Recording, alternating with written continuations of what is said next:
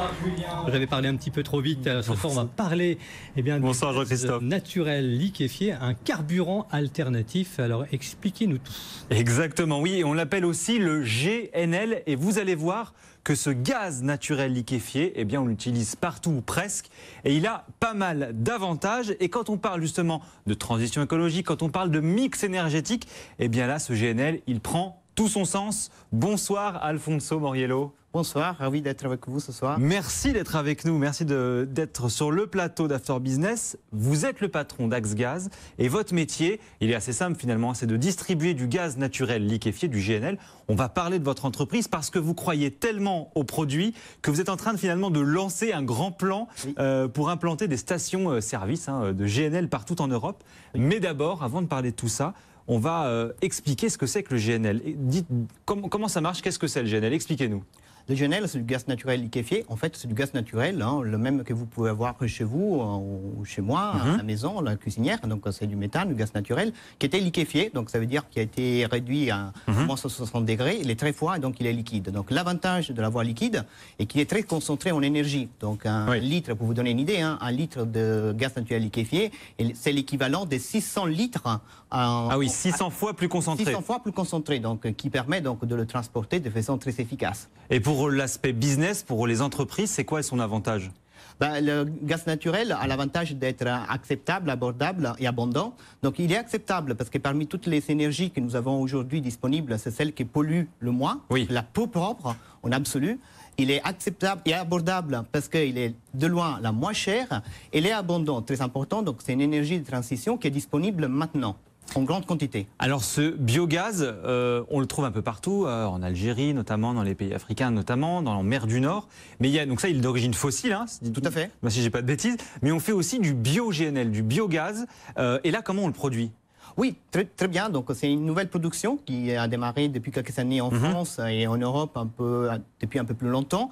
Donc c'est de la production de façon bio. Donc c'est notamment des digesteurs dans lesquels vous mettez des déchets agricoles ou alimentaires qui fermentent et qui produisent du biométhane qui après il est utilisé exactement comme le méthane fossile. La molécule est exactement la même et donc la chaîne de distribution est aussi adaptée pour le biométhane.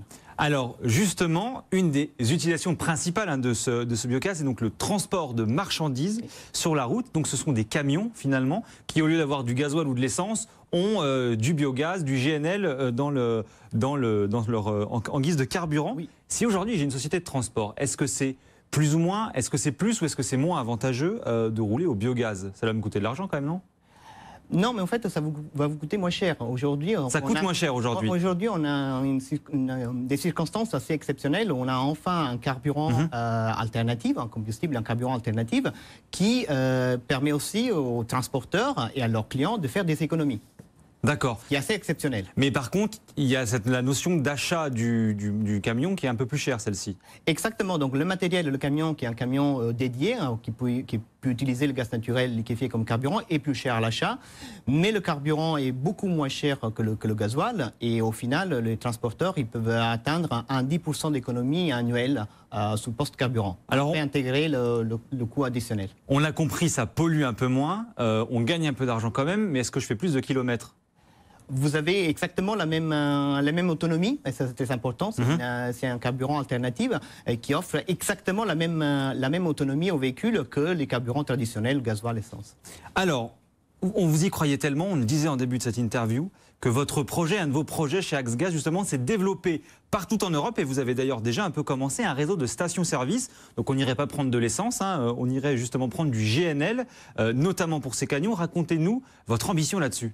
Tout à fait. Axgaz était la première entreprise à installer et opérer une station de ravitaillement de poids lourds en GNL en France. Donc nous avons ouvert la première station en septembre 2014, la toute première station. À côté de Lyon? Exactement, à côté de Lyon, pour un transporteur qui s'appelle Jackie Perreno, qui était notre premier client transporteur, qui nous a fait confiance à l'époque.